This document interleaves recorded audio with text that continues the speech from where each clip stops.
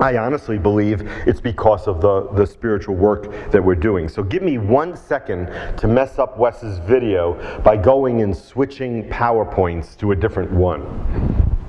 Just take a sec, theoretically. Well, you just never know what's going to happen. Look at that. Oh, are we ready or what? Okay. This diagram actually represents everything you need to know about the spiritual life in microcosm. But of course, there's a lot behind the scenes to see. It's based on many scriptures about our spiritual life, but I'd want to read one from 1 Corinthians chapter 12 at this point. Verse 4 says, "There are different kinds of gifts, but the same Spirit. There are different kinds of service, but the same Lord. There are different kinds of working, but the same God works in all of them, in all people." Then down to verse 12, after sharing what some of the gifts of the Spirit are. "The body is a unit, though is made up of many parts.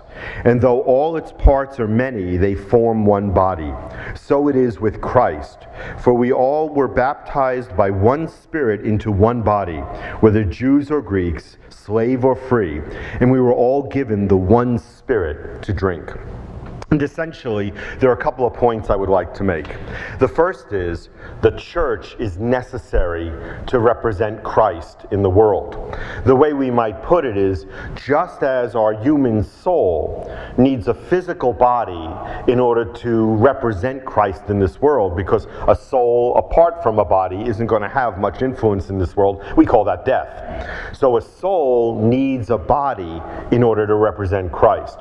And we as individual believers need to link our spiritual journeys with the journeys of other people if our individual journeys are to reach their potential.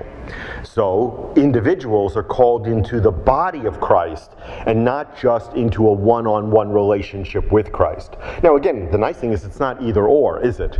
You can have an individual relationship with Christ, but it can't reach its potential unless you cooperate, link your lives up with other people. And that's the spiritual journey basis of a local congregation in Baptist thought.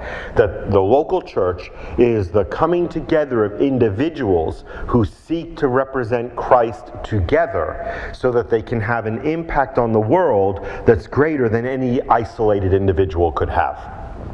In the same way, we would make the case for denominational affiliation, or at least I would, because just as an individual needs a body in order to reach his or her potential, so too an individual congregation needs to have their spiritual journey linked to the journeys of other congregations in order to have a maximum impact in representing Christ to the world. And the classic example of this would be the missionary work that started essentially American Baptist work, and in Adoniram Judson, who were on their way to Burma, suddenly realized that baptism by immersion was the way to go as they read the New Testament, and realized they didn't have enough money to become missionaries in Burma. They wrote back to Baptist churches here in the United States around 1811 or so. They raised money not from a single church, because there was no single church that had enough income to be able to support them fully.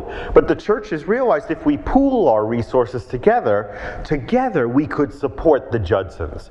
And the net effect of that is now today there are approximately 1 million people in Burma who call themselves Baptist, because churches linked together here in America 200 years ago to support this couple. And that linking together to do mission is within the DNA of what makes an American Baptist an American Baptist.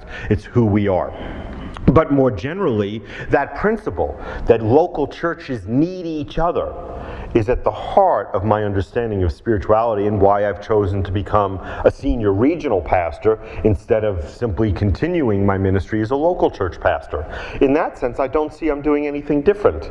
My field has gotten bigger, it's now a state, but the pastoral spiritual dimension of superintending people's spiritual journeys is still exactly the same. So that's the spirituality behind our common life together as American Baptists in New Jersey. Jersey. But this brings us to a key linguistic problem. I've already used the word a couple of times, journey.